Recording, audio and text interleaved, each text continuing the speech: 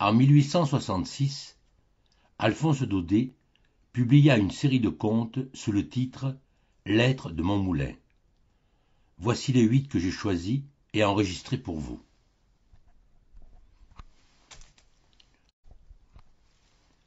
Installation. Ce sont les lapins qui ont été étonnés. Depuis si longtemps qu'ils voyaient la porte du moulin fermée, les murs et la plateforme envahis par les herbes, ils avaient fini par croire que la race des meuniers était éteinte. Et trouvant à la place bonne, ils en avaient fait quelque chose comme un quartier général, un centre d'opération stratégique, le moulin de Gemap des lapins. La nuit de mon arrivée, il y en avait bien sans mentir une vingtaine, assis en rond sur la plateforme, en train de se chauffer les pattes à un rayon de lune. Le temps d'entr'ouvrir une lucarne, voilà le bivouac en déroute, et tous ces petits derrières blancs qui détalent, la queue en l'air, dans le fourré. J'espère bien qu'ils reviendront.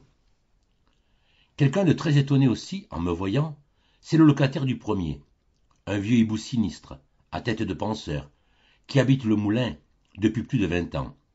Je l'ai trouvé dans la chambre du haut, immobile et droit sur l'arbre de couche, au milieu des plâtras, des tuiles tombées.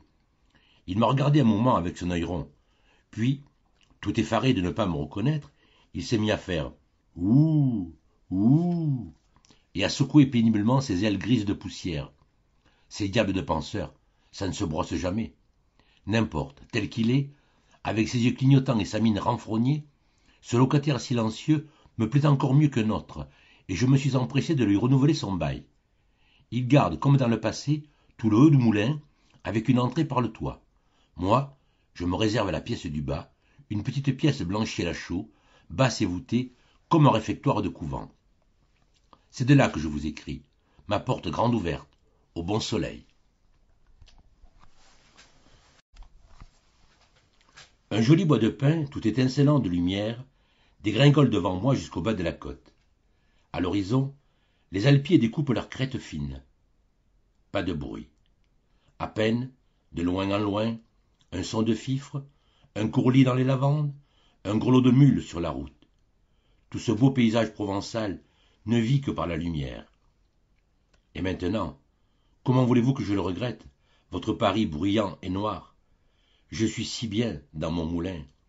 C'est si bien le coin que je cherchais, un petit coin parfumé et chaud, à 1000 lieues des journaux, des fiacres, du brouillard. Et que de jolies choses autour de moi. Il y a à peine 8 jours que je suis installé, j'ai déjà la tête bourrée d'impressions et de souvenirs. Tenez, pas plus tard qu'hier soir, j'ai assisté à la rentrée des troupeaux dans un mas, une ferme, qui est au bas de la côte, et je vous jure que je ne donnerai pas ce spectacle pour toutes les premières que vous avez eues à Paris cette semaine. Jugez plutôt.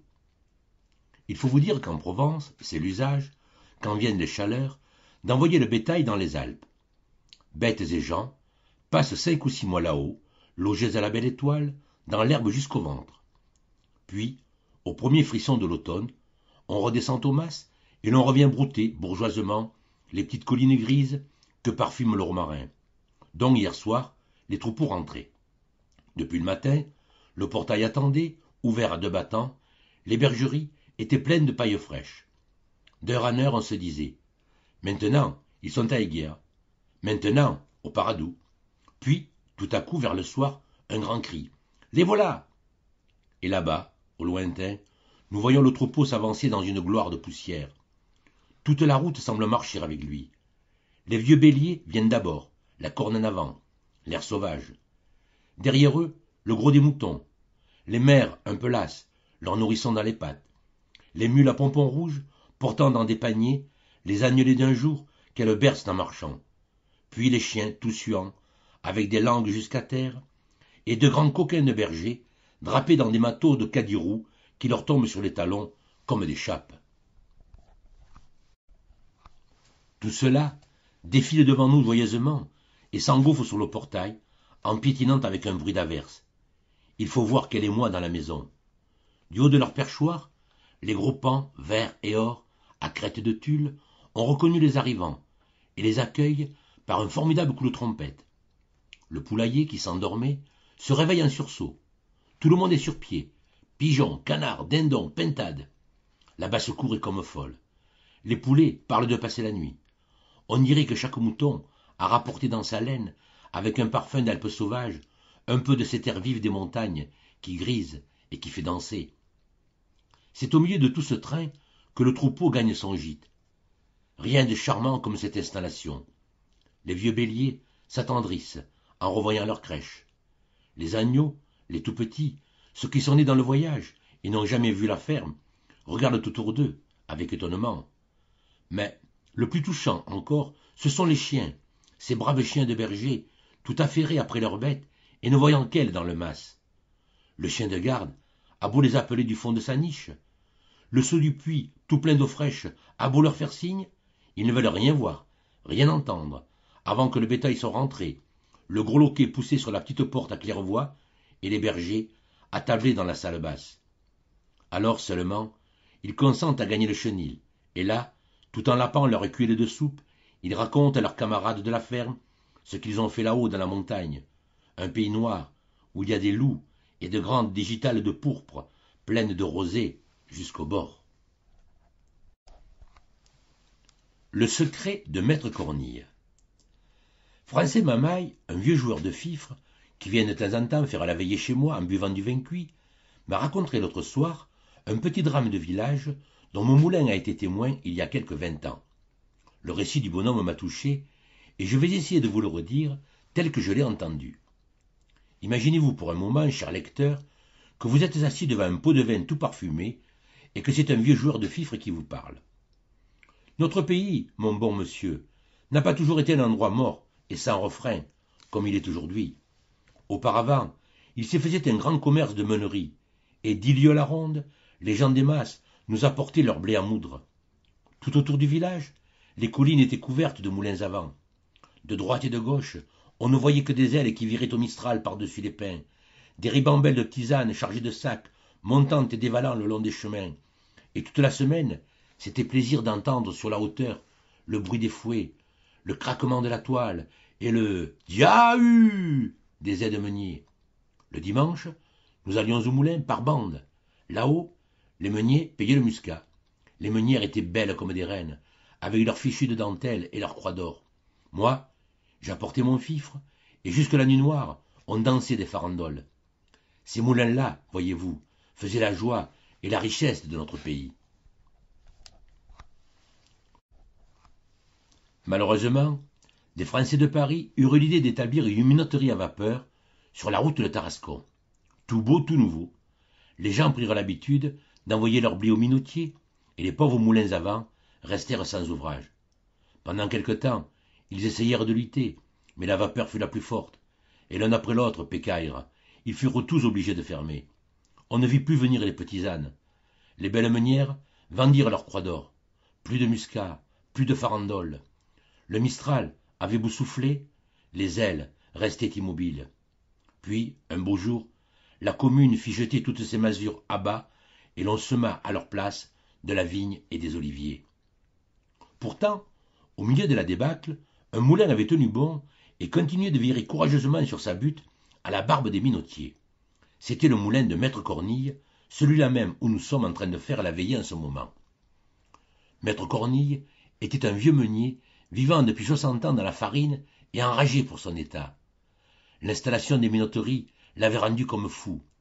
Pendant 8 jours, on le vit courir par le village, ameutant tout le monde autour de lui et criant de toutes ses forces qu'on voulait empoisonner la Provence avec la farine des minotiers. « N'allez pas là-bas, disait-il, ces brigands-là, pour faire le pain, se servent de la vapeur, qui est une invention du diable, tandis que moi, je travaille avec le Mistral et la Tramontane, qui sont la respiration du bon Dieu. » Et il trouvait comme cela une foule de belles paroles à la louange des moulins à vent, mais personne ne les écoutait. Alors, de malheur, le vieux s'enferma dans son moulin et vécut tout seul, comme une bête farouche. Il ne voulut pas même garder près de lui sa petite fille Vivette, une enfant de 15 ans, qui depuis la mort de ses parents n'avait plus que son grand au monde. La pauvre petite fut obligée de gagner sa vie et de se louer un peu partout dans les masses, pour la moisson, les magnans ou les olivades. Et pourtant son grand-père avait l'air de bien l'aimer, cet enfant-là. Il lui arrivait souvent de faire ses 4 lieues à pied par le grand soleil pour aller la voir au mas où elle travaillait, et quand il était près d'elle, il passait des heures entières à la regarder en pleurant. Dans le pays, on pensait que le vieux meunier, en renvoyant Vivette, avait agi par avarice, et cela ne lui faisait pas honneur de laisser sa petite fille traîner ainsi d'une ferme à l'autre, exposée aux brutalités des bails et à toutes les misères des jeunesses en condition. On trouvait très mal aussi qu'un homme du renom de maître Cornille, et qui jusque-là s'était respecté, s'en alla maintenant par les rues comme un vrai bohémien, pieds nus, le bonnet troué, la taillole en lambeaux. Le fait est que le dimanche, lorsque nous voyions entrer à la messe, nous avions honte pour lui, nous autres les vieux. Et Cornille le sentait si bien qu'il n'osait plus venir s'asseoir sur le banc d'œuvre. Toujours, il restait au fond de l'église, près du bénitier, avec les pauvres. Dans la vie de maître Cornille, il y avait quelque chose qui n'était pas clair. Depuis longtemps, personne au village ne lui portait plus de blé, et pourtant, les ailes de son moulin allaient toujours leur train comme devant. Le soir, on rencontrait par les chemins le vieux meunier, poussant devant lui son âne, chargé de gros sacs de farine. « Bonne vêpre, maître Cornille !» lui criaient les paysans. « Ça va donc toujours la meunerie ?»« Toujours, mes enfants !» répondit le vieux d'un air gaillard. « Dieu merci, ce n'est pas l'ouvrage qui nous manque. » Alors, si on lui demandait d'où diable pouvait venir tant d'ouvrages, il se mettait un doigt sur les lèvres et répondait gravement « Motus, je travaille pour l'exportation. » Jamais on n'en put tirer davantage. Quant à mettre le nez dans son moulin, il n'y fallait pas songer. La petite Vivette elle-même n'y entrait pas. Lorsqu'on passait devant, on voyait la porte toujours fermée, les grosses ailes toujours en mouvement, le vieil âne broutant le gazon de la plateforme et un grand chat maigre qui prenait le soleil sur le rebord de la fenêtre et vous regardait d'un air méchant. Tout cela sentait le mystère et faisait beaucoup jaser le monde. Chacun expliquait à sa façon le secret de maître Cornille, mais le bruit général était qu'il y avait dans ce moulin-là encore plus de sacs d'écus que de sacs de farine. À la longue, pourtant, tout se découvrit. Voici comment. En faisant danser la jeunesse avec mon fifre, je m'aperçus un beau jour que l'aîné de mes garçons et la petite Vivette s'étaient rendus amoureux l'un de l'autre. Au fond, je n'en fus pas fâché, parce qu'après tout, le nom de Cornille était en honneur chez nous. Et puis, ce joli petit passereau de Vivette m'aurait fait plaisir à avoir trotté dans ma maison. Seulement, comme nos amoureux avaient souvent l'occasion d'être ensemble, je voulus, de peur d'accident, régler l'affaire tout de suite, et je montai jusqu'au moulin pour en toucher 2 mots au grand-père. Ah, le vieux sorcier! Il faut voir de quelle manière il me reçut. Impossible de lui faire ouvrir sa porte. Je lui expliquai mes raisons tant bien que mal, à travers le trou de la serrure. Et tout le temps que je parlais, il y avait ce coquin de chat maigre qui soufflait comme un diable au-dessus de ma tête. Le vieux ne me donna pas le temps de finir, et me cria fort malhonnêtement de retourner à ma flûte, que si j'étais pressé de marier mon garçon, je pouvais bien aller chercher des filles à la minoterie. Pensez que le sang me montait d'entendre ces mauvaises paroles, mais j'eus tout de même assez de sagesse pour me contenir, et, laissant ce vieux fou à sa meule, je revins annoncer aux enfants ma déconvenue. Ces pauvres agneaux ne pouvaient pas y croire. Ils me demandèrent comme une grâce de monter tous deux ensemble au moulin pour parler au grand-père. Je n'eus pas le courage de refuser. Et, voilà mes amoureux partis. Tout juste comme ils arrivaient là-haut, maître Cornille venait de sortir. La porte était fermée à double tour.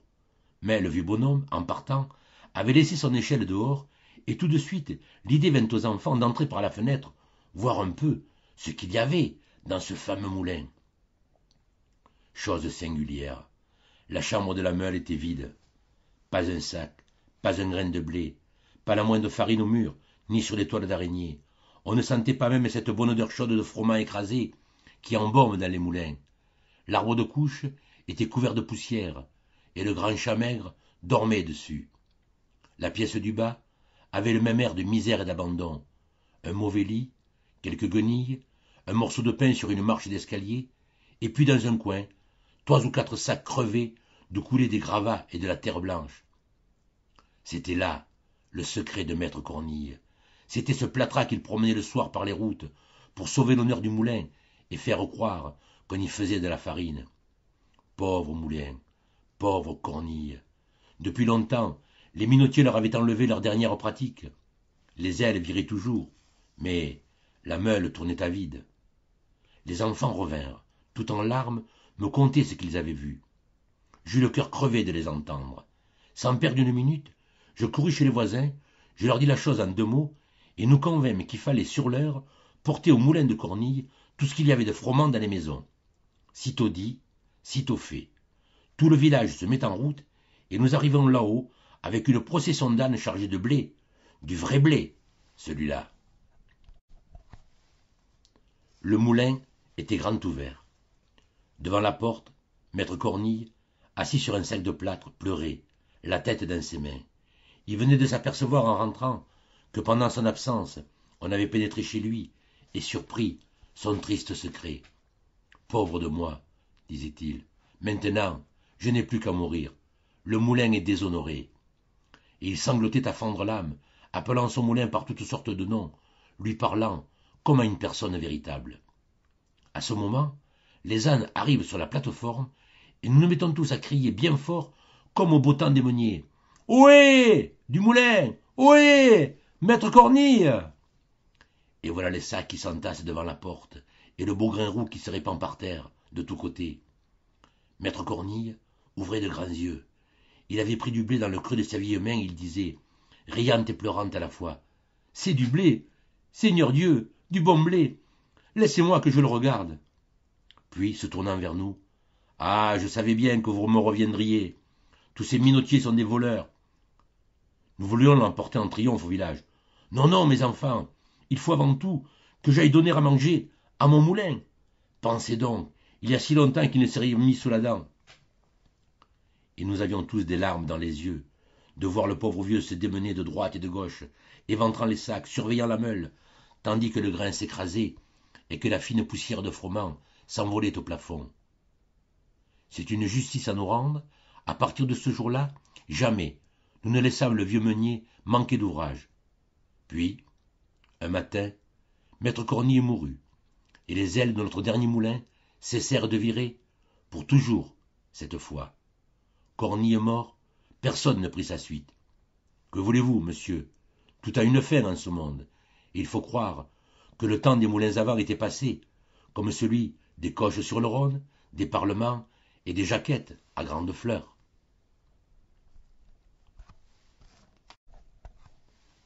La chèvre de M. Seguin. À M. Pierre Gringoire, poète lyrique à Paris. Tu seras bien toujours le même, mon pauvre Gringoire. Comment? On t'offre une place de chroniqueur dans un beau journal de Paris, et tu as l'aplomb de refuser. Mais regarde-toi, malheureux garçon, regarde ce pourpoint troué, ces chausses en déroute, cette face maigre qui crie la faim.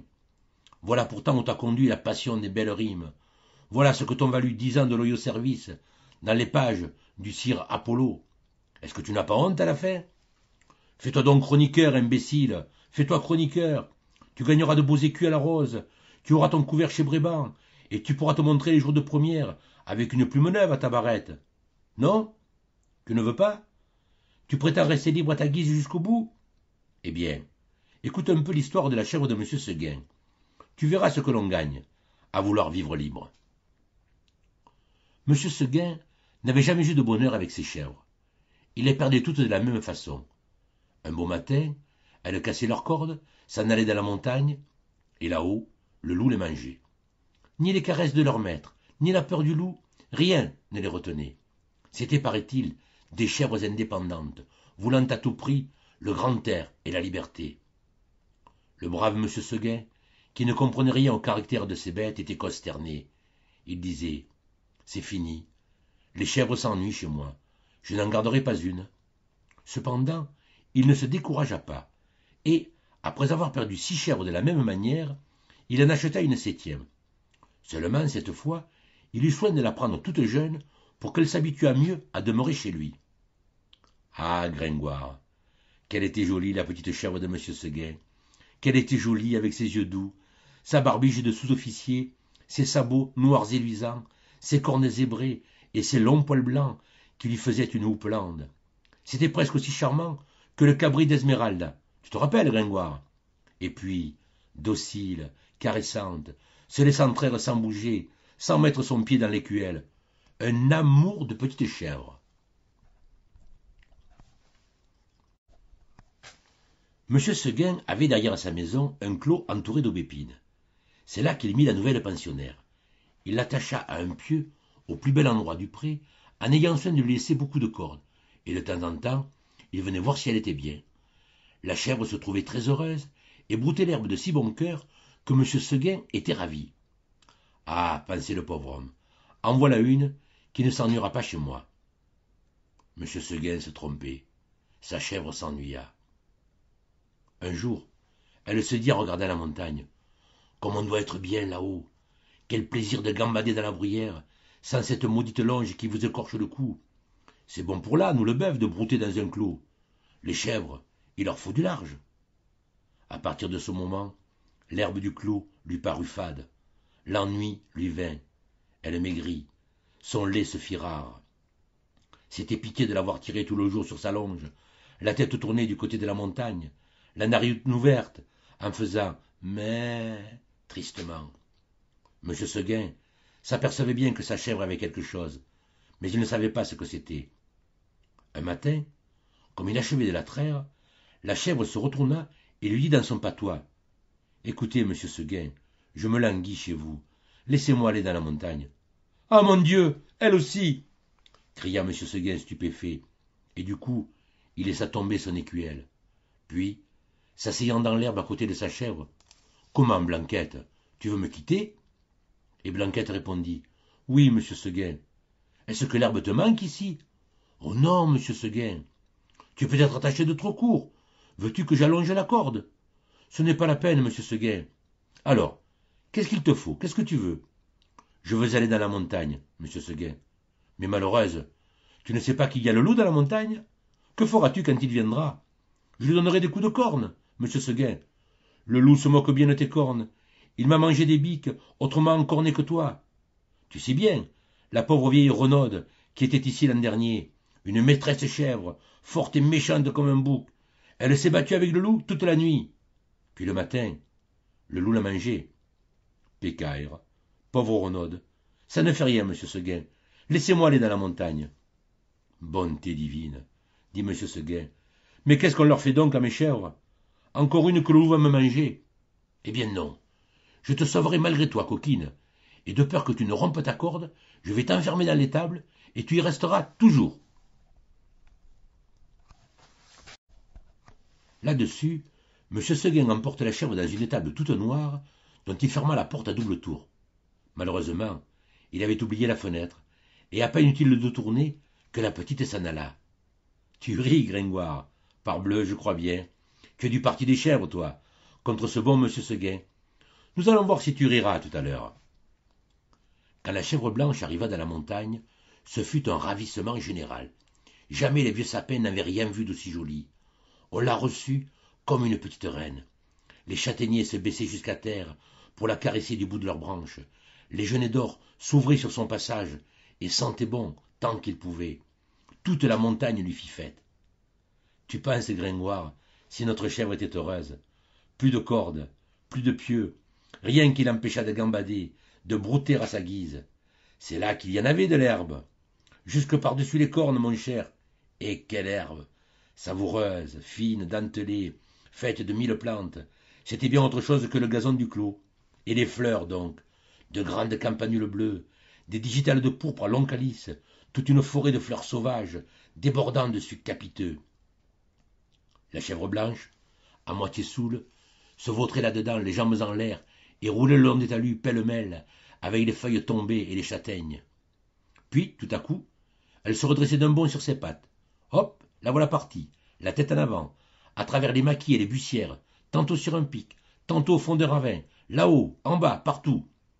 On aurait dit qu'il y avait 10 chèvres de M. Seguin dans la montagne. C'est qu'elle n'avait peur de rien, la Blanquette.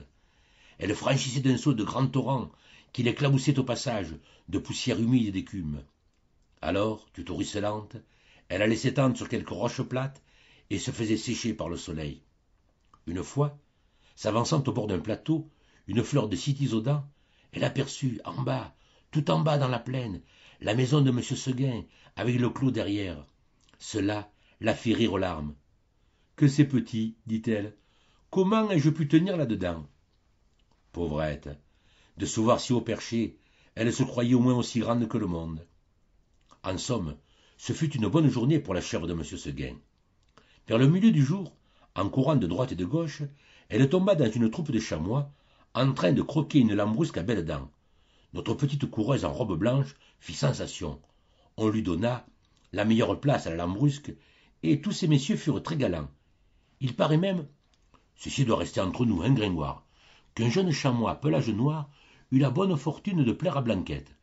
Les deux amoureux s'écarèrent parmi les bois 1 heure ou 2, et si tu veux savoir ce qu'ils dirent, va le demander aux sources bavardes qui courent invisibles dans la mousse. Tout à coup, le vent fraîchit. La montagne devint violette. C'était le soir. Déjà, dit la petite chèvre, et elle s'arrêta, fort étonnée. En bas, les champs étaient noyés de brume. Le clos de M. Seguin disparaissait dans le brouillard, et de la maisonnette, on ne voyait plus que le toit avec un peu de fumée. Elle écouta les clochettes d'un troupeau qu'on ramenait, et se sentit l'âme toute triste. Un gerfaut qui rentrait la frôla de ses ailes en passant. Elle tressaillit. Puis, ce fut un hurlement dans la montagne. Ouh! Ouh! Elle pensa au loup. De tout le jour, la folle n'y avait pas pensé. Au même moment, une trompe sonna bien loin dans la vallée. C'était ce bon M. Seguin qui tentait un dernier effort. Ouh! Ouh! Faisait le loup. Reviens! Reviens! Criait la trompe. Blanquette eut envie de revenir, mais en se rappelant le pieu, la corde, la haie du clos, elle pensa que maintenant, elle ne pouvait plus se faire à cette vie, et qu'il valait mieux rester.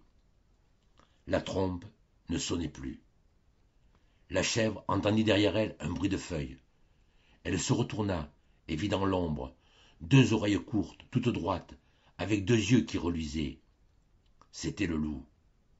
Énorme, immobile, assis sur son train de derrière, il était là regardant la petite chèvre blanche et la dégustant par avance. Comme il savait bien qu'il la mangerait, le loup ne se pressait pas. Seulement, quand elle se retourna, il se mit à rire méchamment. Ah ah, la petite chèvre de M. Seguin. Et il passa sa grosse langue rouge sur ses babines d'amadou. Blanquette se sentit perdue. Un moment, en se rappelant l'histoire de la vieille Renaud, qui s'était battue toute la nuit pour être mangée le matin, elle se dit qu'il vaudrait peut-être mieux se laisser manger tout de suite. Puis, s'étant ravisée, elle tomba en garde, la tête basse et la corne en avant, comme une brave chèvre de M. Seguin qu'elle était. Non pas qu'elle eût l'espoir de tuer le loup. Les chèvres ne tuent pas le loup, mais seulement pour voir si elle pourrait tenir aussi longtemps que la Renaud. Alors, le monstre s'avança, et les petites cornes entrèrent en danse. Ah, la brave petite chevêtre, comme elle y allait de bon cœur. Plus de 10 fois, je ne mens pas, Gringoire, elle força le loup à reculer pour reprendre haleine. Pendant ces trêves d'1 minute, la gourmande cueillit en hâte encore un brin de sa chère herbe, puis elle retournait au combat, la bouche pleine. Cela dura toute la nuit. De temps en temps, la chèvre de M. Seguin regardait les étoiles danser dans le ciel clair, et elle se disait « Oh, pourvu que je tienne jusqu'à l'aube !» L'une après l'autre, les étoiles s'éteignirent. Blanquette redoubla de coups de corne, le loup de coups de dents. Une lueur pâle parut dans l'horizon. Le chant du coq enroué monta d'une métairie. « Enfin !» dit la pauvre bête, qui n'attendait plus que le jour pour mourir. Et elle s'allongea par terre, dans sa belle fourrure blanche, toute tachée de sang. Alors, le loup se jeta sur la petite chèvre et la mangea. « Adieu, Gringoire. L'histoire que tu as entendue n'est pas un conte de mon invention. Si jamais tu viens en Provence, nos ménagères te parleront souvent de la cave de M. Seguin, qui s'est pas dégué toute la nuit aimer le loup, et puis le matin, le loup l'a mangé. Tu m'entends bien, Grégoire? Et puis le matin, le loup l'a mangé. » Le curé de Cucugnan. Tous les ans à la Chandeleur, les poètes provençaux publient en Avignon un joyeux petit livre rempli jusqu'au bord de beaux vers et de jolis contes. Celui de cette année m'arrive à l'instant, et j'y trouve un adorable fabliau que je vais essayer de vous traduire en l'abrégeant un peu. Parisiens, tendez vos mannes, c'est de la fine fleur de farine provençale qu'on va vous servir cette fois. L'abbé Martin était curé de Cucugnan. bon comme le pain, franc comme l'or. Il aimait paternellement ses cucugnanais. Pour lui, son cucugnan aurait été le paradis sur terre, si les cucugnanais lui avaient donné un peu de satisfaction. Mais hélas, les araignées filaient dans son confessionnal, et le beau jour de Pâques, les hosties restaient au fond du Saint-Ciboire. Le bon prêtre en avait le cœur meurtri, et toujours il demandait à Dieu la grâce de ne pas mourir avant d'avoir amené au bercail son troupeau dispersé. Or, vous allez voir que Dieu l'entendit. Un dimanche, après l'évangile, M. Martin monta en chair. « Mes frères, dit-il, vous me croirez si vous voulez. L'autre nuit, je me suis trouvé, moi, misérable pécheur, à la porte du paradis. Je frappai. Saint-Pierre m'ouvrit. Tiens, c'est vous, mon brave monsieur Martin, me fit-il. Quel bon vent! Et qu'y a-t-il pour votre service? Beau Saint-Pierre, vous qui tenez le grand livre et la clé, pourriez-vous me dire, si je ne suis pas trop curieux, combien vous avez de cucugnanais en paradis? Je n'ai rien à vous refuser, monsieur Martin. Asseyez-vous. Nous allons voir la chose ensemble. Et Saint-Pierre prit son gros livre, l'ouvrit, mit ses besicles. Voyons un peu. Cucugnan, disons-nous. Cucugnan, nous y sommes. Cucugnan. Mon brave monsieur Martin, la page est toute blanche, pas une âme, pas plus de cucugnanais que d'arêtes dans une dinde. Comment? Personne ne cucugnan ici. Personne. Ce n'est pas possible. Regardez mieux. Personne, saint homme. Regardez vous-même, si vous croyez que je plaisante. Moi, pécaïre, je frappais des pieds, et les mains jointes, je criais miséricorde. Alors, Saint-Pierre, croyez-moi, monsieur Martin, il ne faut pas ainsi vous mettre le cœur à l'envers, car vous pourriez en avoir quelques mauvais coups de sang. Ce n'est pas votre faute, après tout. Vos cucugnanais, voyez-vous, doivent faire à coup sûr leur petite quarantaine en purgatoire. Ah, par charité, grand Saint-Pierre, faites que je puisse au moins les voir et les consoler. Volontiers, mon ami. Tenez, chaussez vite ces sandales, car les chemins ne sont pas beaux de reste. Voilà qui est bien. Maintenant, cheminez droit devant vous. Voyez-vous là-bas au fond en tournant, vous trouverez une porte d'argent toute constellée de croix noires, à main droite. Vous frapperez, on vous ouvrira. Allez, Sillas, tenez-vous sains et gaillardez. Et je cheminais. Quelle battue! J'ai la chair de poule rien que d'y songer. Un petit sentier plein de ronces, d'escarboucles qui luisaient et de serpents qui sifflaient m'amena jusqu'à la porte d'argent. Pan, pan. Qui frappe? Me fait une voix rauque et dolente. Le curé de Cucugnan. De Cucugnan. Ah, entrez. J'entrai. Un grand bel ange, avec des ailes sombres comme la nuit, avec une robe resplendissante comme le jour, avec une clé de diamant pendue à sa ceinture, écrivait dans un grand livre, plus gros que celui de Saint-Pierre. Finalement, que voulez-vous et que demandez-vous? Dit l'ange.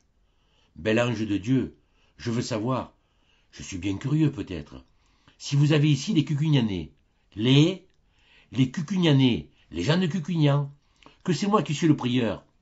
Ah, l'abbé Martin, n'est-ce pas? Pour vous servir, monsieur l'ange. Vous dites donc Cucugnan. Et l'ange ouvre et feuillette son grand livre, mouillant son doigt de salive pour que le feuillet glisse mieux. Cucugnan, dit-il en poussant un long soupir. Monsieur Martin, nous n'avons en purgatoire personne de Cucugnan. Jésus, Marie, Joseph, personne de Cucugnan en purgatoire. Ô grand Dieu, où sont-ils donc? Eh, saint homme, ils sont en paradis. Où diantre voulez-vous qu'ils soient? Mais j'en viens du paradis. Vous en venez? Eh bien, ils n'y sont pas. Ah, bonne mère des anges. Que voulez-vous, monsieur le curé, s'ils ne sont ni en paradis, ni en purgatoire? Il n'y a pas de milieu, ils sont... Sainte Croix, Jésus, fils de David, aïe, est-il possible? Serait-ce un mensonge du grand Saint-Pierre? Pourtant, je n'ai pas entendu chanter le coq. Aïe, pauvre de nous, comment irai-je en paradis si mes cucugnanais n'y sont pas? Écoutez, mon pauvre monsieur Martin, puisque vous voulez coûte que coûte être sûr de tout ceci et voir de vos yeux de quoi il retourne, prenez ce sentier, filez en courant si vous savez courir. Vous trouverez à gauche un grand portail. Là, vous vous renseignerez sur tout. Dieu vous le donne. et l'ange ferma la porte. C'était un long sentier, tout pavé de braises rouges. Je chancelais comme si j'avais bu. À chaque pas, je trébuchais. J'y étais tout anneau. Chaque poil de mon corps avait sa goutte de sueur, et je haletais de soif. Mais ma foi, grâce aux sandales que le bon Saint-Pierre m'avait prêtées, je ne me brûlais pas les pieds. Quand j'eus assez fait de faux pas, clopin, je vis à ma main gauche une porte. Non, un portail, un énorme portail, tout bâillant, comme la porte d'un grand four. Oh, mes enfants, quel spectacle! Là, on ne demande pas mon nom. Là, point de registre. Par fournée à pleine porte, on entre là, mes frères, comme le dimanche, vous entrez au cabaret. Je suais à grosses gouttes, et pourtant j'étais transi, j'avais le frisson, mes cheveux se dressaient, je sentais le brûler, la chair rôtie, quelque chose, comme l'odeur qui se répand dans notre cucugnan, quand Éloi, le maréchal, brûle pour la ferrer la botte d'un vieil âne. Je perdais haleine dans cet air puant et embrasé. J'entendais une clameur horrible, des gémissements, des hurlements et des jurements. « Eh bien, entres-tu ou n'entres-tu pas, toi ?»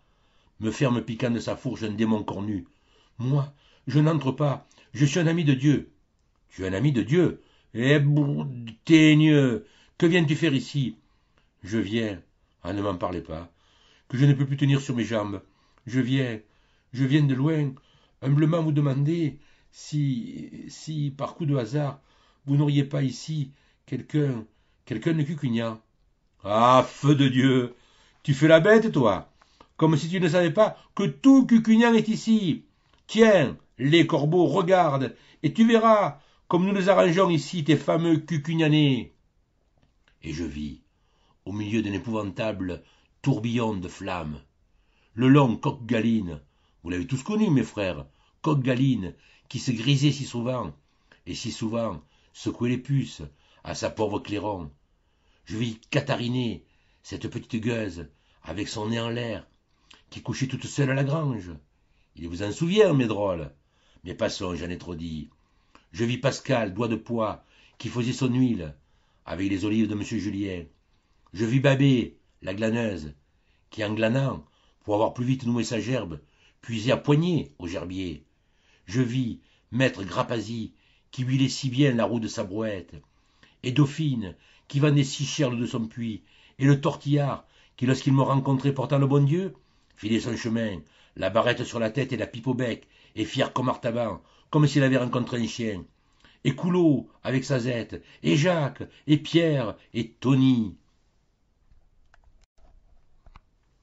Ému, blême de peur, l'auditoire gémit, en voyant, dans l'enfer tout ouvert, qui son père et qui sa mère, qui sa grand-mère et qui sa sœur.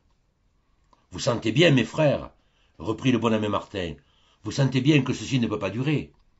J'ai charge d'âme, et je veux vous sauver de l'abîme où vous êtes tous en train de rouler tête première.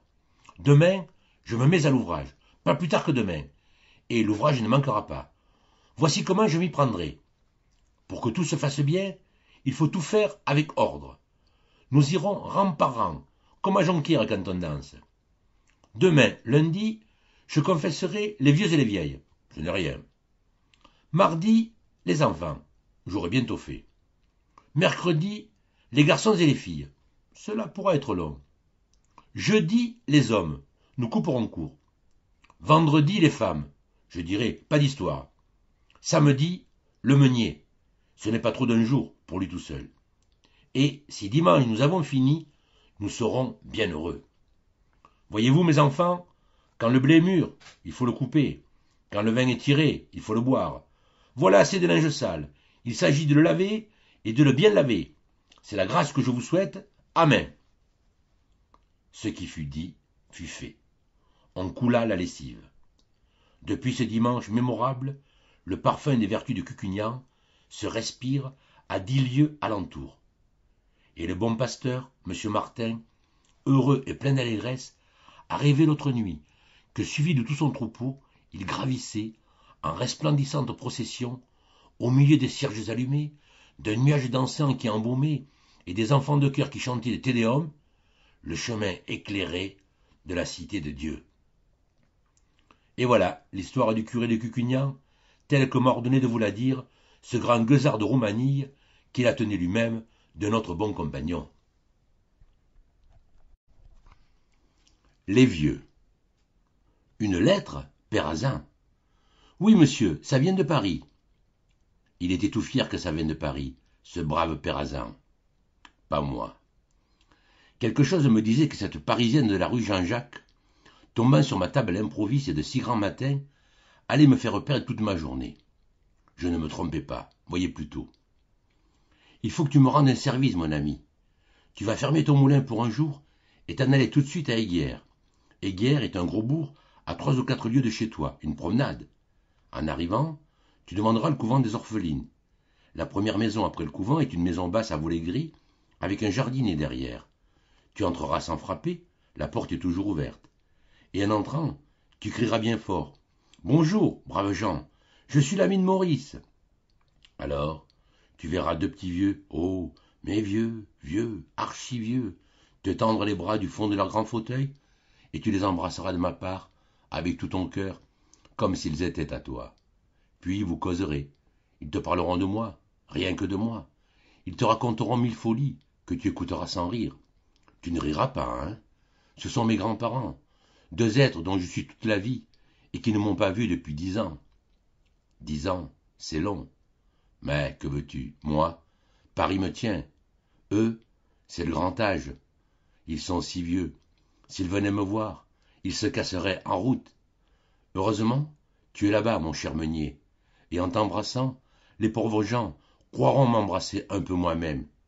Je leur ai si souvent parlé de nous, et de cette bonne amitié dont...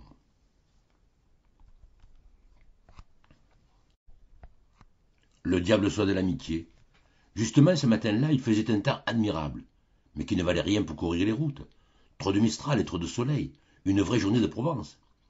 Quand cette maudite lettre arriva, j'avais déjà choisi mon cagnard, mon abri, entre 2 roches, et je rêvais de rester là tout le jour comme un lézard, à boire de la lumière, en écoutant chanter les pins. Ah, enfin, que voulez-vous faire? Je fermai le moulin en maugréant, je mis la clé sous la chatière, mon bâton, ma pipe, et me voilà parti. J'arrivai à Aiguières vers 2 heures. Le village était désert, tout le monde au champ. Dans les ormes du cours, blancs de poussière, les cigales chantaient comme en pleine crau.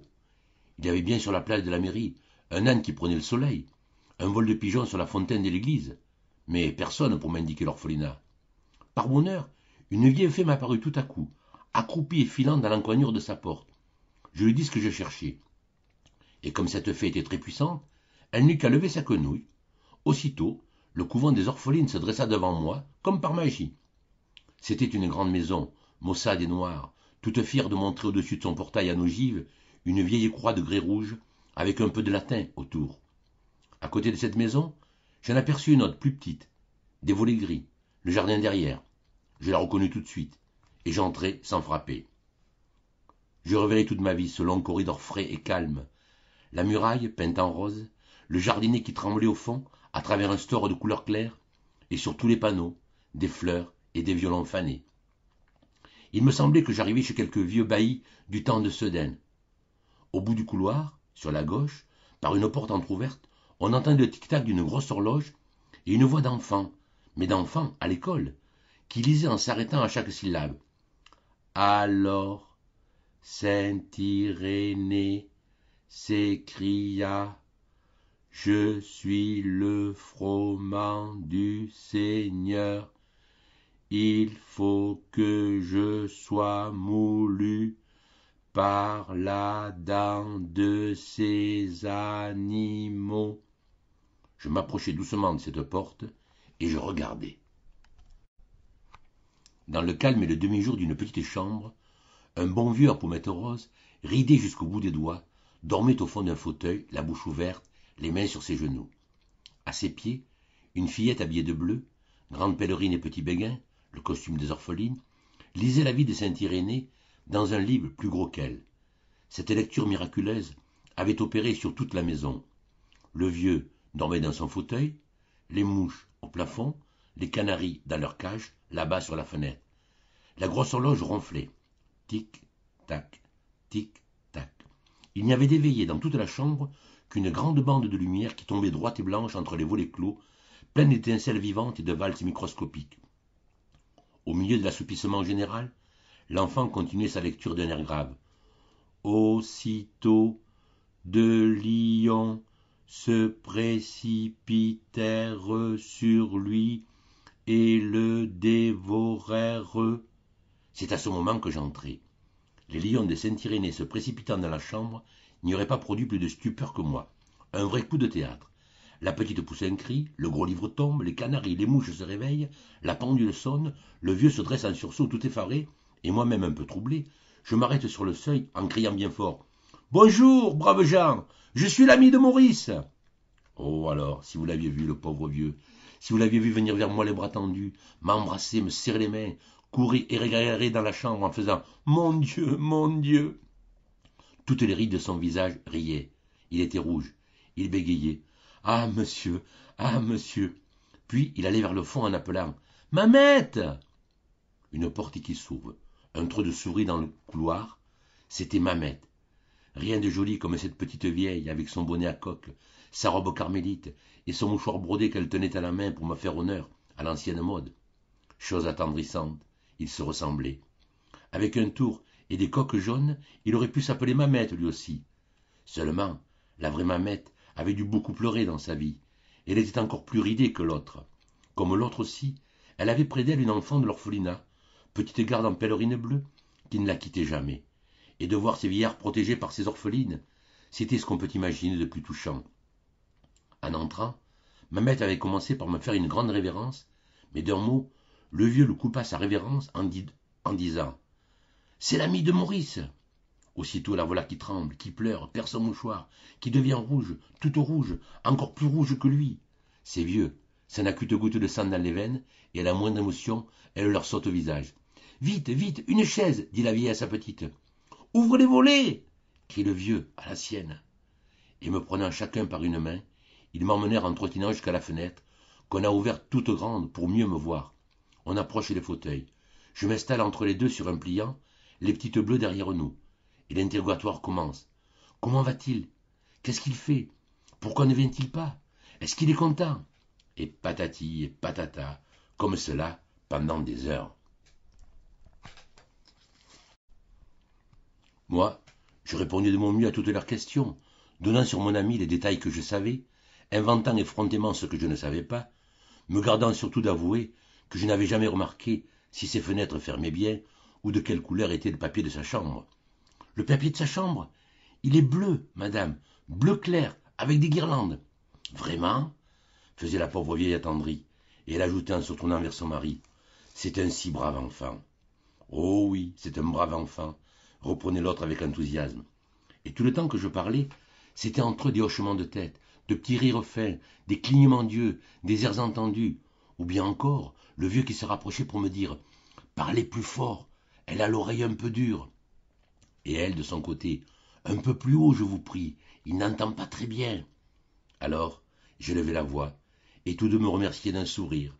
Et dans ces sourires fanés qui se penchaient vers moi, cherchant jusqu'au fond de mes yeux l'image de leur Maurice, moi, j'étais tout ému de la retrouver, cette image, vague, voilée, presque insaisissable, comme si je voyais mon ami me sourire, très loin, dans un brouillard.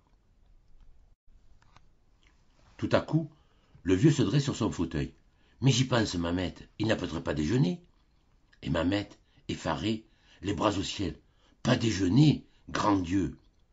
Je croyais qu'il s'agissait encore de Maurice, et j'allais répondre que ce brave enfant n'attendait jamais plus tard que midi pour se mettre à table. Mais non, c'était bien de moi qu'on parlait, et il faut voir quel branle-bas de combat, quand j'avouai que j'étais encore à jeun. « Vite le couvert, petite bleue, la table au milieu de la chambre, la nappe du dimanche, les assiettes à fleurs, et ne rions pas tant, s'il vous plaît, et dépêchons-nous. » Je crois bien qu'elle se dépêchait. À peine le temps de casser 3 assiettes, le déjeuner se trouva servi. Un bon petit déjeuner, me disait Mamette, en me conduisant à table. Seulement, vous serez tout seul. Nous autres, nous avons déjà mangé ce matin.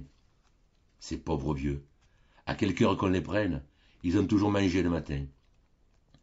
Le bon petit déjeuner de Mamette, c'était 2 doigts de lait, des dattes et une barquette, quelque chose comme un échaudé. De quoi la nourrir, elle et ses canneries, au moins pendant 8 jours, et dire qu'à moi seul, je vins à bout de toutes ces provisions. Aussi, quelle indignation autour de la table, comme les petites bleues chuchotaient en se poussant du coude, et là-bas au fond de leur cage, comme les canaris avaient l'air de se dire « Oh, ce monsieur qui mange toute la barquette !» Je la mangeais toute, en effet, et presque sans m'en apercevoir, occupé que j'étais à regarder autour de moi, dans cette chambre claire et paisible, où flottait, comme une odeur de choses anciennes. Il y avait surtout 2 petits lits, dont je ne pouvais pas détacher mes yeux. Ces lits, presque 2 berceaux, je me les figurais le matin, au petit jour, quand ils sont encore enfouis sous leurs grands rideaux à franges. 3 heures sonnent. C'est l'heure où tous les vieux se réveillent. « Tu dors, Mamette ?»« Non, mon ami. N'est-ce pas que Maurice est un brave enfant ?»« Oh oui, c'est un brave enfant. » Et j'imaginais comme cela toute une causerie, rien que pour voir ces 2 petits lits de vieux dressés l'un à côté de l'autre. Pendant ce temps, un drame terrible se passait à l'autre bout de la chambre, devant l'armoire. Il s'agissait d'atteindre là-haut, sur le dernier rayon, certains bocals de cerises à l'eau-de-vie qui attendaient Maurice depuis 10 ans et dont on voulait me faire l'ouverture. Malgré les supplications de Mamette, le vieux avait tenu à aller chercher ces cerises lui-même, et monté sur une chaise, au grand effroi de sa femme, il essayait d'arriver là-haut. Vous voyez le tableau d'ici, le vieux qui tremble et qui se hisse, les petites bleues cramponnées à sa chaise, Mamette derrière lui, haletante, les bras tendus, et sur tout cela, un léger parfum de bergamote qui s'exhale de l'armoire ouverte et des grandes piles de linge roux. C'était charmant. Enfin, après bien des efforts, on parvint à le tirer de l'armoire, ce fameux bocal, et avec lui, une vieille timbale d'argent toute bosselée, la timbale de Maurice quand il était petit. On me la remplit de cerises jusqu'au bord. Maurice les aimait tant, les cerises. Et tout en me servant, le vieux me disait à l'oreille, d'un air de gourmandise, « Vous êtes bien heureux, vous, de pouvoir manger. C'est ma femme qui les a faites. Vous allez goûter quelque chose de bon. » Hélas, sa femme les avait faites, mais elle avait oublié de les sucrer. Que voulez-vous, on devient distrait en vieillissant. Elles étaient atroces, vos cerises, ma pauvre Mamette, mais cela ne m'empêcha pas de les manger jusqu'au bout, sans sourciller. Le repas terminé, je me levai pour prendre congé de mes hôtes. Ils auraient bien voulu me garder encore un peu, pour causer du brave enfant, mais le jour baissait, le moulin était loin, il fallait partir. Le vieux s'était levé en même temps que moi. « Mamette, mon habit, je veux le conduire jusqu'à la place. » Bien sûr qu'au fond d'elle-même, Mamette trouvait qu'il fait déjà un peu frais pour me conduire jusqu'à la place, mais elle n'en laissa rien paraître. Seulement, tandis qu'elle l'aidait à passer les manches de son habit, un bel habit tabac d'Espagne à boutons de nacre, j'entendis la chère créature qui lui disait doucement « Tu ne rentreras pas trop tard, n'est-ce pas ?» Et lui, d'un petit air malin « Hé hé, je ne sais pas, peut-être. » Là-dessus, ils se regardaient en riant, et les petites bleues riaient de les voir rire, et dans leur coin, les canaris riaient aussi à leur manière. Entre nous, je crois que l'odeur des cerises les avait tous un peu grisés. La nuit tombait quand nous sortîmes, le grand-père et moi. La petite bleue nous suivait de loin pour le ramener, mais lui ne la voyait pas. Il était tout fier de marcher à mon bras, comme un homme. Mamette, rayonnante, voyait cela du pas de sa porte, et elle avait en nous regardant de jolis hochements de tête qui semblaient dire « Tout de même, mon pauvre homme, il marche encore. » La légende de l'homme à la cervelle d'or. À la dame qui demande des histoires gaies. En lisant votre lettre, madame, j'ai eu comme un remords. Je m'en suis voulu de la couleur un peu trop demi-deuil de mes historiettes, et je m'étais promis de vous offrir aujourd'hui quelque chose de joyeux, de follement joyeux. Pourquoi serais-je triste après tout? Je vis à 1000 lieues des brouillards parisiens, sur une colline lumineuse, dans le pays des tambourins et du vin muscat. Autour de chez moi, tout n'est que soleil et musique. J'ai des orchestres de cul blanc, des orphéons de mésanges. Le matin, les courlis qui font courlis, courlis. À midi, les cigales, puis les pâtres qui jouent du fifre, et les belles filles brunes qu'on entend rire dans les vignes. En vérité, l'endroit est mal choisi pour broyer du noir. Je devrais plutôt expédier aux dames des poèmes couleur de rose et des pleins paniers de contes galants. Eh bien non, je suis encore trop près de Paris. Tous les jours, jusque dans mes pains, il m'envoie les éclaboussures de ses tristesses. À l'heure même où j'écris ces lignes, je viens d'apprendre la mort misérable du pauvre Charles Barbara, et mon moulin en est tout en deuil. Adieu les courliers et les cigales, je n'ai plus le cœur à rien de gai. Voilà pourquoi, madame, au lieu du joli conte badin que je m'étais promis de vous faire, vous n'aurez aujourd'hui encore qu'une légende mélancolique.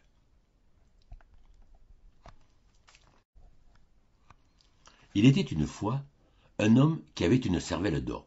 Oui, madame, une cervelle tout en or. Lorsqu'il vint au monde, les médecins pensaient que cet enfant ne vivrait pas, tant sa tête était lourde et son crâne démesuré. Il vécut cependant, et grandit au soleil comme un beau plant d'olivier. Seulement, sa grosse tête l'entraînait toujours, et c'était pitié de le voir se cogner à tous les meubles en marchant. Il tombait souvent. Un jour, il roula du haut d'un perron et vint donner du front contre un degré de marbre où son crâne sonna comme un lingot. On le crut mort. Mais, en le relevant, on ne lui trouva qu'une légère blessure, avec 2 ou 3 gouttelettes d'or caillées dans ses cheveux blonds. C'est ainsi que les parents apprirent que l'enfant avait une cervelle en or. La chose fut tenue secrète. Le pauvre petit lui-même ne se douta de rien. De temps en temps, il demandait pourquoi on ne le laissait plus courir devant la porte, avec les garçonnets de la rue. « On vous volerait, mon beau trésor, » lui répondait sa mère. Alors le petit avait grand peur d'être volé.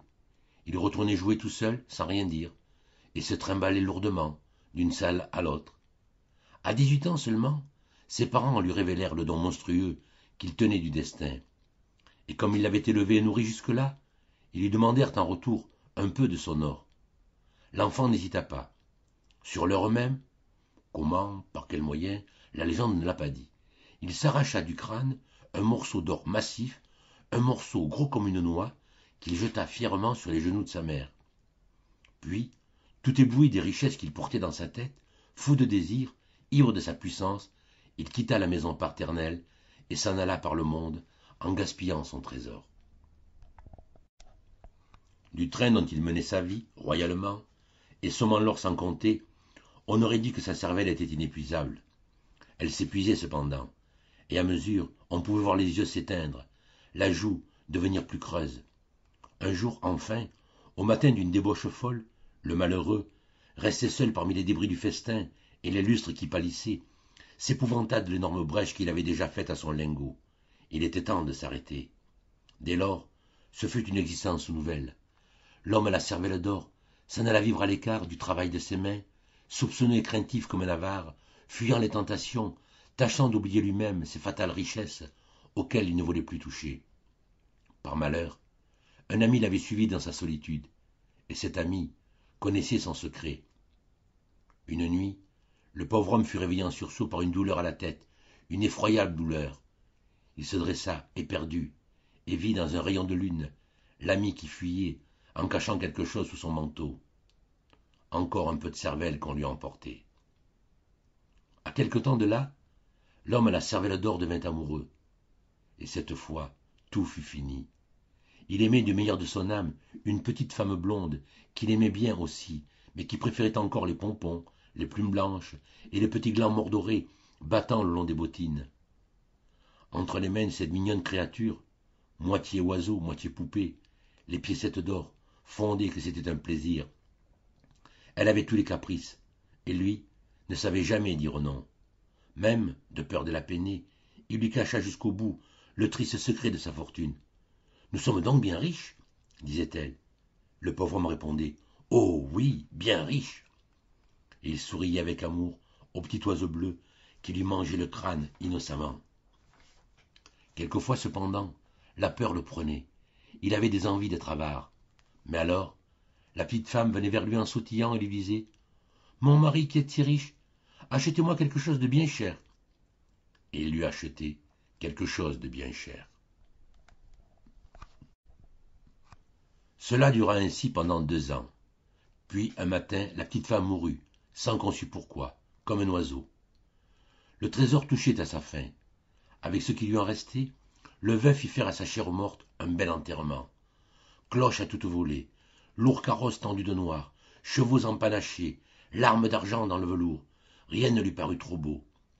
Que lui importait son or maintenant? Il en donna pour l'église, pour les porteurs, pour les revendeuses d'immortels. Il en donna partout. Aussi, en sortant du cimetière, il ne lui restait presque plus rien de cette cervelle merveilleuse, à peine quelques parcelles aux parois du crâne. Alors, on le vit s'en aller dans les rues, l'air égaré, les mains en avant, trébuchant comme un homme ivre. Le soir, à l'heure où les bazars s'illuminent, il s'arrêta devant une large vitrine dans laquelle tout un fouillis d'étoffes et de parures reluisait aux lumières, et resta longtemps à regarder deux bottines de satin bleu bordées de duvet de cygne. « Je sais quelqu'un à qui ces bottines feraient bien plaisir, » se disait-il en souriant, et ne se souvenant déjà plus que la petite femme était morte, il entra pour les acheter. Du fond de son arrière-boutique, la marchande entendit un grand cri.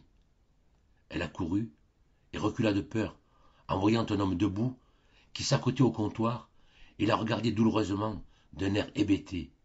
Il tenait d'une main les bottines bleues à bordure de cygne et présentait l'autre main, toute sanglante, avec des raclures d'or au bout des ongles. Telle est, madame, la légende de l'homme à la cervelle d'or. Malgré ses airs de conte fantastique, cette légende est vraie d'un bout à l'autre. Il y a par le monde de pauvres gens qui sont condamnés à vivre de leur cerveau, et paient en belle leur faim, avec leur moelle et leur substance, les moindres choses de la vie. C'est pour eux une douleur de chaque jour. Et puis, quand ils sont là de souffrir, les deux auberges.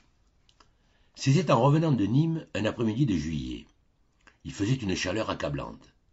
À perte de vue, la route blanche, embrasée, poudroyée entre les jardins d'oliviers et de petits chênes, sous un grand soleil d'argent mat qui remplissait tout le ciel. Pas une tache d'ombre, pas un souffle de vent. Rien que la vibration de l'air chaud et les cris stridents des cigales, musique folle, assourdissante, à temps pressé, qui semble la sonorité même de cette immense vibration lumineuse. Je marchais en plein désert depuis 2 heures, quand tout à coup devant moi, un groupe de maisons blanches se dégagea de la poussière de la route. C'était ce qu'on appelle le relais de Saint-Vincent. 5 ou 6 masses, de longues granges aux toitures rouges, un abreuvoir sans eau dans un bouquet de figuiers maigres, et tout au bout du pays, 2 grandes auberges qui se regardent face à face de chaque côté du chemin. Le voisinage de ces auberges avait quelque chose de saisissant. D'un côté, un grand bâtiment neuf, plein de vie, d'animation, toutes les portes ouvertes, la diligence arrêtée devant, les chevaux fumants qu'on dételait, les voyageurs descendus buvant à la hâte sur la route dans l'ombre courte des murs, la cour encombrée de mulets, de charrettes, des rouliers couchés sous les hangars en attendant la fraîche. À l'intérieur, des cris, des jurons, des coups de poing sur les tables, le choc des verres, le fracas des billards, les bouchons de limonade qui sautaient, et dominant tout ce tumulte, une voix joyeuse, éclatante, qui chantait à faire trembler les vitres. La belle Margoton, tant matin s'est levée, a pris son broc d'argent, à l'eau s'en est allée. L'auberge d'en face, au contraire, était silencieuse et comme abandonnée. De l'herbe sous le portail, des volets cassés, sur la porte, un rameau de petits ou tout rouillé qui pendait comme un vieux panache, les marches du seuil calées avec des pierres de la route. Tout cela si pauvre, si pitoyable, que c'était une charité vraiment de s'arrêter là pour boire un coup. En entrant, je trouvai une longue salle déserte et morne, que le jour éblouissant de 3 grandes fenêtres sans rideaux fait plus morne et plus déserte encore. Quelques tables boiteuses où traînaient des verres ternis par la poussière, un billard crevé qui tendait ses 4 blouses comme des sébiles, un divan jaune, un vieux comptoir, dormait là dans une chaleur malsaine et lourde. Et des mouches, jamais je n'en avais tant vu, sur le plafond, collées aux vitres, dans les verres, par grappes. Quand j'ouvris la porte, ce fut un bourdonnement, un frémissement d'ailes, comme si j'entrais dans une ruche. Au fond de la salle, dans l'embrasure d'une croisée, il y avait une femme debout contre la vitre, très occupée à regarder dehors. Je l'appelai 2 fois. « Hé, l'hôtesse !» Elle se retourna lentement et me laissa voir une pauvre figure de paysanne, ridée, crevassée, couleur de terre, encadrée dans de longues barbes de dentelle rousse comme en portent les vieilles de chez nous. Pourtant, ce n'était pas une vieille femme, mais les larmes l'avaient toute fanée. « Qu'est-ce que vous voulez ?» me demanda-t-elle en essuyant ses yeux. m'asseoir un moment et boire quelque chose. Elle me regarda très étonnée, sans bouger de sa place, comme si elle ne comprenait pas. Ce n'est donc pas une auberge ici? La femme soupira. Si, c'est une auberge, si vous voulez. Mais pourquoi n'allez-vous pas en face comme les autres? C'est bien plus gai. C'est trop gai pour moi. J'aime mieux rester chez vous. Et sans attendre sa réponse, je m'installai devant une table. Quand elle fut bien sûre que je parlais sérieusement, l'hôtesse se mit à aller et venir d'un air très affairé, ouvrant des tiroirs, remuant des bouteilles, essuyant des verres, dérangeant les mouches. On sentait que ce voyageur à servir était tout un événement. Par moments, la malheureuse s'arrêtait et se prenait la tête, comme si elle désespérait d'en venir à bout. Puis, elle passait dans la pièce du fond. Je l'entendais remuer de grosses clés, tourmenter des serrures, fouiller dans la huche au pain, souffler, épousseter, laver des assiettes. De temps en temps, un gros soupir, un sanglot mal étouffé. Après un quart d'heure de ce manège, j'eus devant moi une assiette de passerilles, entendez des raisins secs, un vieux pain de Beaucaire aussi dur que du grès, et une bouteille de piquette. Vous êtes servi, dit l'étrange créature, et elle retourna bien vite prendre sa place devant la fenêtre. Tout en buvant, j'essayais de la faire causer. Il ne vous vient pas souvent du monde, n'est-ce pas, ma pauvre femme? Oh non, monsieur, jamais personne. Quand nous étions seuls dans le pays, c'était différent. Nous avions le relais, des repas de chasse pendant le temps des macreuses, des voitures toute l'année. Mais depuis que les voisins sont venus s'établir, nous avons tout perdu. Le monde aime mieux aller en face. Chez nous, on trouve que c'est trop triste. Le fait est que la maison n'est pas bien agréable. Je ne suis pas belle, j'ai les fièvres, mes 2 petites sont mortes. Là-bas, au contraire, on rit tout le temps. C'est une Arlésienne qui tient l'auberge, une belle femme, avec des dentelles et 3 tours de chaîne d'or au cou. Aussi, il y en vient de la pratique. Elle a toute la jeunesse de Bezousse, de Redescend, de Jonquière. Les rouliers font un détour pour passer chez elle. Moi, je reste ici tous les jours, sans personne, à me consumer. Elle disait cela d'une voix distraite, indifférente, le front toujours appuyé contre la vitre. Il y avait évidemment dans l'auberge d'en face quelque chose qui la préoccupait. Tout à coup, de l'autre côté de la route, il se fit un grand mouvement. La diligence s'ébranlait dans la poussière. On entendait des coups de fouet, les fanfares du postillon, les filles accourues sur la porte qui criaient « Adiousias! Adiousias !» Et par là-dessus, la formidable voix de tantôt, reprenant de plus belle. Après son broc d'argent, à l'eau s'en est allé, de là n'a vu venir 3 chevaliers d'armée. À cette voix, l'hôtesse frissonna de tout son corps, et se tournant vers moi. « Entendez-vous, me dit-elle tout bas, c'est mon mari. N'est-ce pas qu'il chante bien? » Je la regardai, stupéfait. « Comment? Votre mari? Il va donc là-bas, lui aussi? » Alors elle, d'un air navré, mais avec une grande douceur. « Qu'est-ce que vous voulez, monsieur? Les hommes sont comme ça. Ils n'aiment pas voir pleurer. Et moi, je pleure toujours, depuis la mort des petites. Puis, c'est si triste cette grande baraque où il n'y a jamais personne. Alors, quand ils s'ennuient trop, mon pauvre José va boire en face. Et comme il a une belle voix, l'Arlésienne le fait chanter. Chut, le voilà qui recommence. » Et tremblante, les mains en avant avec de grosses larmes qui la faisaient encore plus laide, elle était là, comme en extase, devant la fenêtre, à écouter son José chanter pour l'Arlésienne. Le premier lui a dit « Bonjour, belle et mignonne !»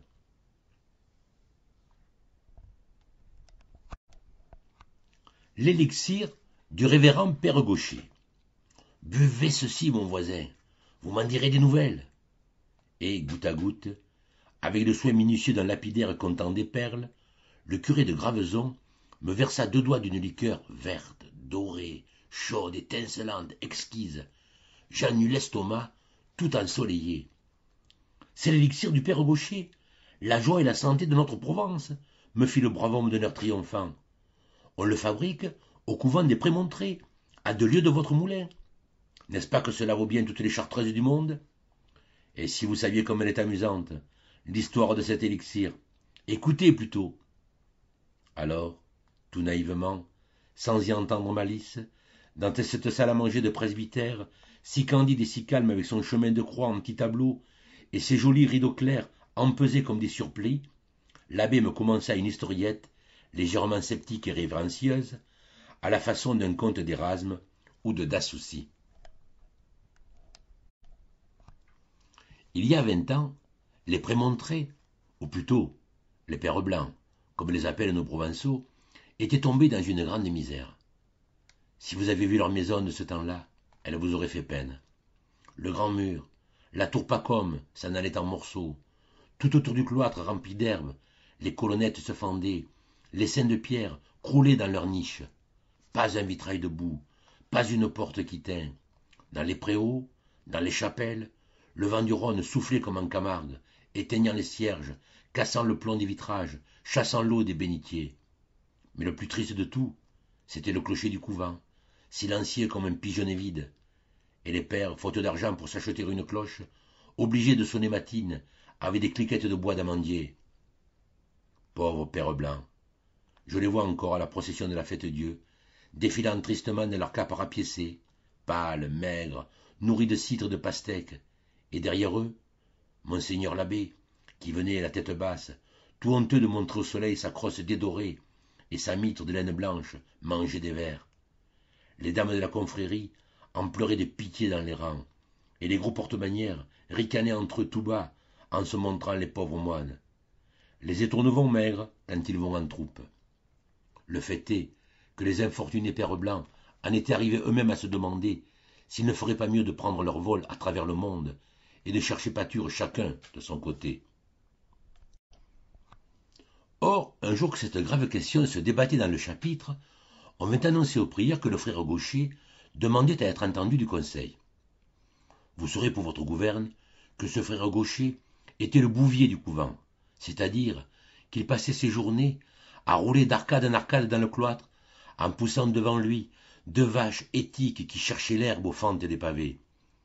Nourri jusqu'à 12 ans par une vieille folle du pays des Beaux, qu'on appelait Tante Bégon, recueilli depuis chez les moines, le malheureux bouvier n'avait jamais pu apprendre qu'à conduire ses bêtes et à réciter son paternoster. Encore le disait-il en provençal, car il avait la cervelle dure et l'esprit fin comme une dague de plomb. Fervent chrétien du reste, quoique un peu visionnaire, à l'aise sous le cilice et se donnant la discipline avec une conviction robuste. Et des bras. Quand on le vit entrer dans la salle du chapitre, simple et balourd, saluant l'assemblée la jambe en arrière, prieur, chanoine, argentier, tout le monde se mit à rire. C'était toujours l'effet que produisait, quand elle arrivait quelque part, cette bonne face grisonnante avec sa barbe de chèvre et ses yeux un peu fous. Aussi, le frère Gaucher ne s'en émut pas. Mes révérends, fit-il d'un ton bonasse en tortillant son chapelet de noyaux d'olive, on a bien raison de dire que ce sont les tonneaux vides qui chantent le mieux. Figurez-vous qu'à force de creuser ma pauvre tête déjà si creuse, je crois que j'ai trouvé le moyen de nous tirer tous de peine. Voici comment. Vous savez bien, tante Bégon, cette brave femme qui me gardait quand j'étais petit. Dieu ait son âme, la vieille coquine. Elle chantait de bien vilaines chansons à prévoir. Je vous dirai donc, mes révérends pères, que tante Bégon, de son vivant, se connaissait aux herbes de montagne autant et mieux qu'un vieux merle de Corse. Voire, elle avait composé sur la fin de ses jours un élixir incomparable en mélangeant 5 ou 6 espèces de simples que nous allions cueillir ensemble dans les Alpides. Il y a belles années de cela, mais je pense qu'avec l'aide de Saint-Augustin et la permission de notre père abbé, je pourrais, en cherchant bien, retrouver la composition de ce mystérieux élixir. Nous n'aurions plus alors qu'à le mettre en bouteille et à le vendre un peu cher, ce qui permettrait à la communauté de s'enrichir doucettement, comme ont fait nos frères de la Trappe et de la Grande. Il n'eut pas le temps de finir. Le prieur s'était levé pour lui sauter au cou. Les chanoines lui prenaient les mains. L'argentier, encore plus ému que tous les autres, lui baisait avec respect le bord tout effrangé de sa cucule. Puis, chacun revint à sa chaire pour délibérer. Et séance tenante, le chapitre décida qu'on confierait les vaches au frère Thrasybule pour que le frère Gaucher puisse se donner tout entier à la confection de son élixir. Comment le bon frère parvint-il à retrouver la recette de tante Bégon? Au prix de quels efforts? Au prix de quelle veille? L'histoire ne le dit pas. Seulement ce qui est sûr, c'est qu'au bout de 6 mois, l'élixir des pères blancs était déjà très populaire. dans tout le comtat, dans tout le pays d'Arles, pas un mas, pas une grange, qui n'eût au fond de sa défense, entre les bouteilles de vin cuit et les jarres d'olive à la picholine, un petit flacon de terre brune cacheté aux armes de Provence, avec un moine en extase sur une étiquette d'argent. Grâce à la vogue de son élixir, la maison des Prémontrés s'enrichit très rapidement. On releva la tour Pacôme. Le prieur eut une mitre neuve, l'église de jolis vitraux ouvragés, et dans la fine dentelle du clocher, toute une compagnie de cloches et de clochettes vint s'abattre un beau matin de Pâques, tintant et carillonnant à la grande volée. Quant au frère Gaucher, ce pauvre frère laid dont les rusticités égayaient tant le chapitre, il n'en fut plus question dans le couvent. On ne connut plus désormais que le révérend père Gaucher, homme de tête et de grand savoir, qui vivait complètement isolé des occupations si menues et si multiples du cloître, et s'enfermait tout le jour dans sa distillerie, pendant que 30 moines battaient la montagne pour lui chercher des herbes odorantes. Cette distillerie, où personne, pas même le prieur, n'avait le droit de pénétrer, était une ancienne chapelle abandonnée, tout au bout du jardin des chanoines. La simplicité des bons pères en avait fait quelque chose de mystérieux et de formidable. Et si, par aventure, un moignon hardi et curieux, s'accrochant aux vignes grimpantes, arrivait jusqu'à la rosace du portail, il en dégringolait bien vite, effaré d'avoir vu le père Gaucher, avec sa barbe de nécromant, penché sur ses fourneaux, le pèse-liqueur à la main. Puis, tout autour, des cornues de grès rose, des alambics gigantesques, des serpentins de cristal, tout un encombrement bizarre qui flamboyait, ensorcelé, dans la lueur rouge des vitraux. Au jour tombant, quand sonnait le dernier Angélus, la porte de celui de mystère s'ouvrait discrètement et le révérend se rendait à l'église pour l'office du soir. Il fallait voir quel accueil quand il traversait le monastère. Les frères faisaient la haie sur son passage. On disait « Chut, il a le secret !» L'argentier le suivait et lui parlait la tête basse. Au milieu de ces adulations, le père s'en allait en s'épongeant le front, son tricorne au large bord posé en arrière comme une auréole, regardant autour de lui, d'un air de complaisance, les grandes cours plantées d'orangers, les toits bleus où tournaient des girouettes neuves, et dans le cloître éclatant de mancheurs, entre colonnettes élégantes et fleuries, les chanoines habillés de frais qui défilaient deux par deux avec des mines reposées. C'est à moi qu'ils doivent tout cela, se disait le révérend en lui-même, et chaque fois, cette pensée lui faisait monter des bouffées d'orgueil. Le pauvre homme en fut bien puni, vous allez voir. Figurez-vous qu'un soir, pendant l'office, il arriva à l'église dans une agitation extraordinaire, rouge, essoufflé, le capuchon de travers, et si troublé qu'en prenant de l'eau bénite, il y trempa ses manches jusqu'au coude. On crut d'abord que c'était l'émotion d'arriver en retard. Mais quand on le vit faire de grandes révérences à l'orgue et aux tribunes, au lieu de saluer le maître-autel, traverser l'église en coup de vent, errer dans le chœur pendant 5 minutes pour chercher sa stalle, puis, une fois assis, s'incliner de droite et de gauche en souriant d'un air béat, un murmure d'étonnement courut dans l'étroit nef.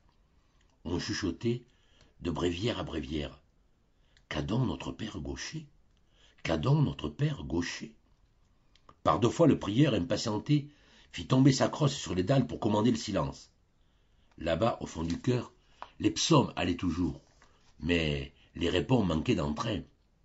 Tout à coup, au beau milieu de la Vévéroum, voilà mon père Gaucher qui se renverse dans sa stalle et entonne d'une voix éclatante.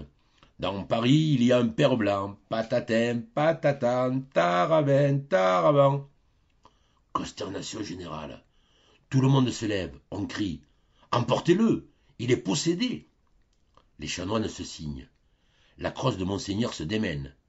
Mais le père Gaucher ne voit rien, n'écoute rien, et 2 moines vigoureux sont obligés de l'entraîner par la petite porte du chœur, se débattant comme un exorcisé et continuant de plus belle ses patatins et ses tarabans. Le lendemain, au petit jour, le malheureux était à genoux dans l'oratoire du prieur et faisait sa coulpe avec un ruisseau de larmes. « C'est l'élixir, monseigneur, c'est l'élixir qui m'a surpris, » disait-il en se frappant la poitrine. Et de le voir si marré, si repentant, le bon prieur en était tout ému lui-même. « Allons, allons, père Gaucher, calmez-vous. Tout cela séchera comme la rosée au soleil. Après tout, Le scandale n'a pas été aussi grand que vous pensez. Il y a bien eu la chanson qui était un peu... Enfin, il faut espérer que les novices ne l'auront pas entendu. À présent, voyons. Dites-moi bien comment la chose vous est arrivée. C'est un excellent l'élixir, n'est-ce pas? Vous aurez eu la main trop lourde. Oui, oui, je comprends. C'est comme le frère Schwartz, l'inventeur de la poudre. Vous avez été victime de votre invention. Et dites-moi, mon brave ami, est-il bien nécessaire que vous l'essayiez sur vous-même, ce terrible élixir? Malheureusement, oui, monseigneur. L'éprouvette me donne bien la force et le degré de l'alcool. Mais pour le fini, le velouté, je ne me fie guère qu'à ma langue. Ah, très bien. Mais écoutez encore un peu que je vous dise. Quand vous goûtez ainsi l'élixir par nécessité, est-ce que cela vous semble bon? Y prenez-vous du plaisir? Hélas, oui, monseigneur, fit le malheureux père en devenant tout rouge. Voilà 2 soirs que je lui trouve un bouquet, un arôme. C'est pour sûr le démon qui m'a joué ce vilain tour. Aussi, je suis bien décidé désormais à ne plus me servir que de l'éprouvette. Tant pis si la liqueur n'est pas assez fine, si elle ne fait pas assez la perle. Gardez-vous-en bien, interrompit le prieur avec vivacité. Il ne faut pas s'exposer à mécontenter la clientèle. Tout ce que vous avez à faire maintenant que vous voilà prévenu, c'est de vous tenir sur vos gardes. Voyons, qu'est-ce qu'il vous faut pour vous rendre compte? 15 ou 20 gouttes, n'est-ce pas? Mettons 20 gouttes. Le diable sera bien fin s'il vous attrape avec 20 gouttes. D'ailleurs, pour prévenir tout accident, je vous dispense dorénavant de venir à l'église. Vous direz l'office du soir dans la distillerie. Et maintenant, allez en paix, mon révérend. Et surtout, comptez bien vos gouttes. Hélas, le pauvre révérend eut beau compter ses gouttes. Le démon le tenait et ne le lâcha plus. C'est la distillerie qui entendit de singuliers offices. Le jour encore où tout allait bien. Le père était assez calme. Il préparait ses réchauds, ses alambics, triait soigneusement ses herbes, toutes herbes de Provence, fines, grises, dentelées, brûlées de parfum et de soleil. Mais le soir, quand les simples étaient infusés, et que l'élixir tiédissait dans de grandes bassines de cuivre rouge, le martyre du pauvre homme commençait. 17, 18, 19, 20. Les gouttes tombaient du chalumeau dans le gobelet de vermeil. Ces 20-là, le père les avalait d'un trait, presque sans plaisir. Il n'y avait que la 21e qui lui faisait envie. Oh, cette 21e goutte! Alors, pour échapper à la tentation, il allait s'agenouiller tout au bout du laboratoire et s'abîmer dans ses patenôtres. Mais de la liqueur encore chaude, il montait une petite fumée tout chargée d'aromates, qui venait rôder autour de lui, et, bon gré mal gré, le ramenait vers les bassines. La liqueur était d'un beau vert doré. Penché dessus, les narines ouvertes, le père la remuait tout doucement avec son chalumeau, et dans les petites paillettes étincelantes que roulait le flot d'émeraude, il semblait voir les yeux de tante Bégon qui riait, pétillait, en le regardant. Allons, encore une goutte. Et, de goutte en goutte, l'infortuné finissait par avoir son gobelet plein jusqu'au bord. Alors, à bout de force, il se laissait tomber dans un grand fauteuil, et le corps abandonné, la paupière à demi close, il dégustait son péché par petits coups, en se disant tout bas, avec un remords délicieux. Ah, je me damne, je me damne. Le plus terrible, c'est qu'au fond de cet élixir diabolique, il retrouvait, par je ne sais quel sortilège, toutes les vieilles chansons de tante Bégon. Ce sont 3 petites commères qui parlent de faire un banquet, ou bien Bergerette de Maître André s'en va aux Boisselettes, et toujours la fameuse des pères blancs, patatin, patatan. Pensez quelle confusion le lendemain, quand ses voisins de cellule lui faisaient des nerfs malins. Hé hé, père Gaucher, vous aviez des cigales en tête hier soir en vous couchant. Alors, c'était des larmes, des désespoirs, et le jeûne, et le cilice, et la discipline, mais rien ne pouvait contre le démon de l'élixir. Et tous les soirs, à la même heure, la possession recommençait. Pendant ce temps, les commandes pleuvaient à l'abbaye que c'était bénédiction. Il en venait de Nîmes, d'Aix, d'Avignon, de Marseille. De jour en jour, le couvent prenait un petit air de manufacture. Il y avait des frères emballeurs, des frères étiqueteurs, d'autres pour les écritures, d'autres pour le camionnage. Le service de Dieu y perdait bien par-ci par-là quelques coups de cloche, mais les pauvres gens du pays n'y perdaient rien, Je vous en réponds.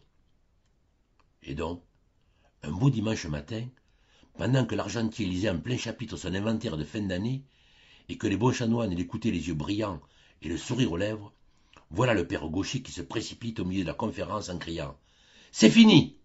Je n'en fais plus! Rendez-moi mes vaches !» « Qu'est-ce qu'il y a donc, père Gaucher ?» demanda le prieur, qui se doutait bien un peu de ce qu'il y avait. « Ce qu'il y a, monseigneur, il y a que je suis en train de me préparer une belle éternité de flammes et de coups de fourche. Il y a que je bois comme un misérable. Mais je vous avais dit de compter vos gouttes. » « Ah bien oui, comptez mes gouttes.